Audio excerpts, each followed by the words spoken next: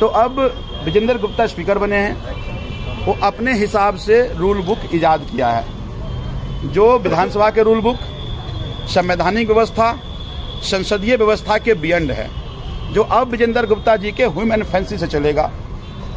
दिल्ली की जनता ने चुन के भेजा, हमें विशेषाधिकार दिया गया, प्रिविलेज दिया गया है, और वो प्रिविलेज अगर हमारा कोई हनन, मान लीजिए सिक्योरिटी गार्ड हनन करे तो स्पीकर संरक्षण करेगा।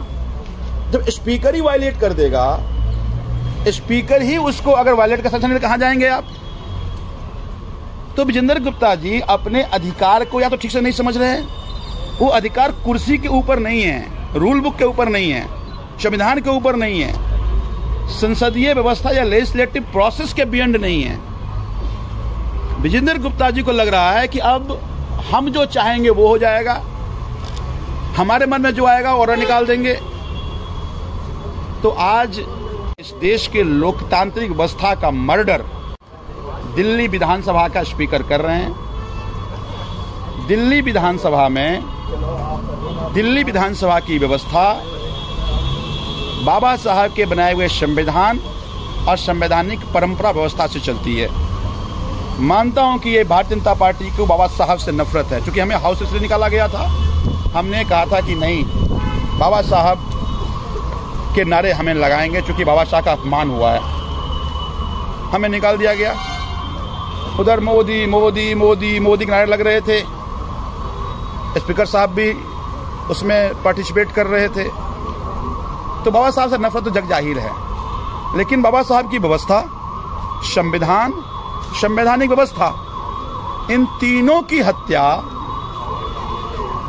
भारतीय जनता पार्टी द्वारा चुने हुए एमएलए जो स्पीकर है अब वो कर रहे हैं। तो विजेंद्र गुप्ता जी, मैं आपसे निवेदन करता हूं कि कम से कम कुर्सी की मर्यादा को समझिए, स्पीकर पद की मर्यादा को समझिए। आप भी यहाँ पे 10 साल विधायक रहे हैं, आपको भी हाउस से निलंबन किया गया। आपने मुख्यमंत्री के कक्ष के बाहर प्रोटेस्ट किया, स्पीकर के ऑफिस के बाहर प्रोटेस्ट किया, परिसर में प्रोटेस्ट किया, मॉक असेंबली लगाई, किसी ने कभी रिएक्शन नहीं दिया। क्योंकि कॉन्स्टिट्यूशन आर्टिकल 14 हमें ये अधिकार देता है।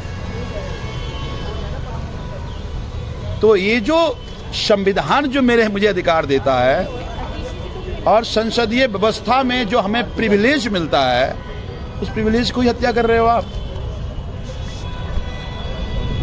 ये ना इस देश की जनतांत्रिक व्यवस्था के लिए,